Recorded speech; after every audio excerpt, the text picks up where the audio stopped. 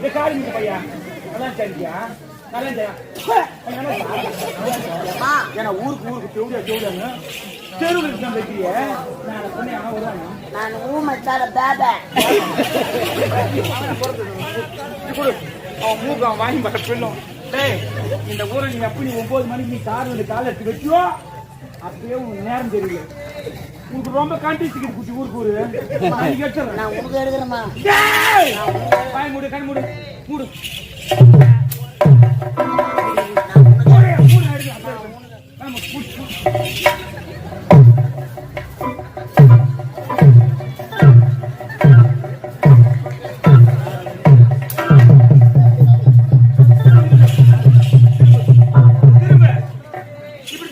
என்ன